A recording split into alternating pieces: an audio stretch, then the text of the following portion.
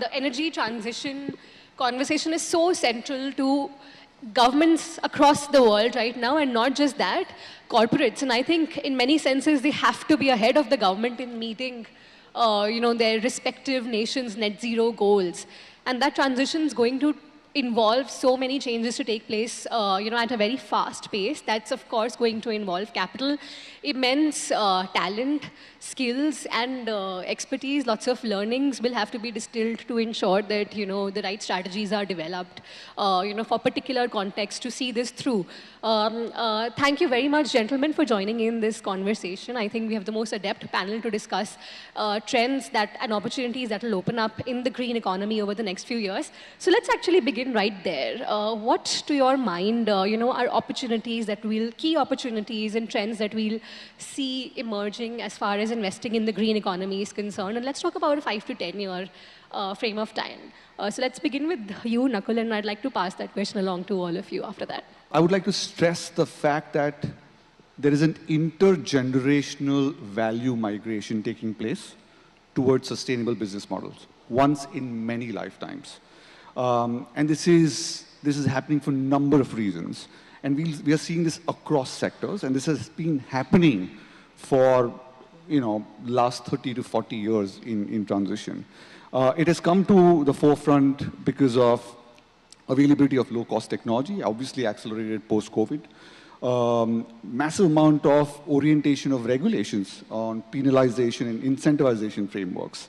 Availability of capital and awareness of consumer, both in terms of emerging producers or consumers as well. And therefore, climate is going to drive a massive amount of change across energy, which is the largest element in terms of emissions, but also moving towards alternative and renewable energy. The second is obviously mobility, and transportation is a very critical part. And we are seeing massive ecosystems being changed. Let's not forget food and agri, for that matter. And the last part that we also get excited about is built environment. So these are those 4 broad sectors. I see that the focus of the government is on circular economy.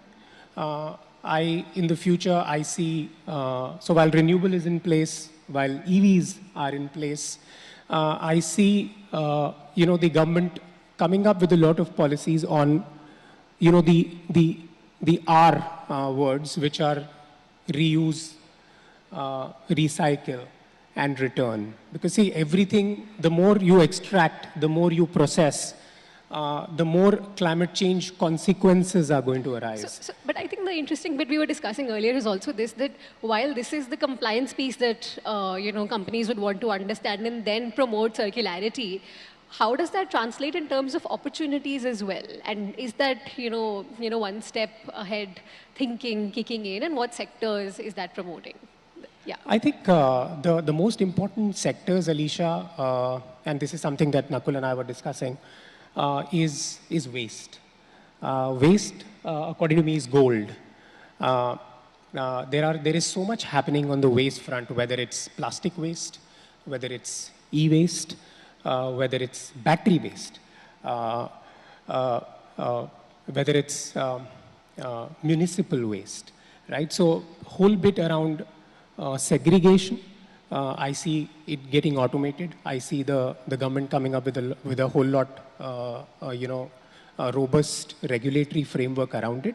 So yeah, in terms of opportunities, I see waste and waste processing and bringing the waste back into circulation. I think that's where a lot of opportunities lie, according to me, and that's where I see a lot of regulations coming in, Alicia. Right, thanks for that. Bhushan, same question to you really. Key opportunities in the green economy next 5 to 10 years. I think in India, renewables is a big push. Our Prime Minister has also stated the 500 gigawatt target. I think we've done a great job as a country so far. We're, pushing that 150, 160 gigawatt generation capacity. More needs to happen. But we're also seeing newer forms of capital come into this market. You're seeing infrastructure funds, pension funds come and participate. That's spurring, I would say, not just on the utility side, but also on the C&I side, which is on the industrial side, right, where a lot of business houses had made net zero commitments, but they were really struggling to kind of pen down how do they achieve it. We're seeing more and more that they have clarity in terms of action. May it be converting a lot of their energy consuming business into renewables, may it be moving towards decarbonized transport, may it be greening industrials, right? I think we see that as a big space. Green steel, green cement. I think these are all big steps or important steps towards, I would say, overall decarbonization. And of course, I would say, $1 trillion opportunity. You require $200 billion of investments annually in India itself, right? So I think it's a big space, it's an important space, and we see a lot of opportunity. Sure. Sunish, last word on this to you. And we were discussing how EVs is obviously, it comes to mind as soon as you talk about the opportunities in, the energy transition space. Give us some of the more less obvious ones, and also your specific views on EVs and the and the suitability of only discussing EVs as the, investment agenda when it comes to sustainability. I think it's a very valid and pertinent question that you've asked. Because off late, everything, when we are talking about climate, is all about EVs. But two, three that come to my mind, and one a lot of the romantics will hate me for is synthetic diamonds, actually. I don't know if people realize 8% of gases today are being created because of the mining activities that are happening. The good thing for India is they need polishing as well.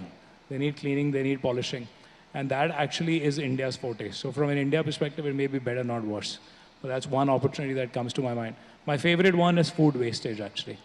I feel as a country with so many people below the poverty line, 40%. FAO says we waste 40% of our food, which is basically the same as what UK consumes in a year. That is the amount of food we waste. We have to do better storage, better transportation, better facilities. And government, to their credit, has recognized that. There's 11,000 crores of PLI just on food and food supply chain that has been identified. 4,500 crores of that has already been signed up for. So I feel that it's going to be a very big opportunity, and I think it's definitely worth looking at it, engaging on it. And there are, to be honest, everywhere you look, there are opportunities on the sustainability side.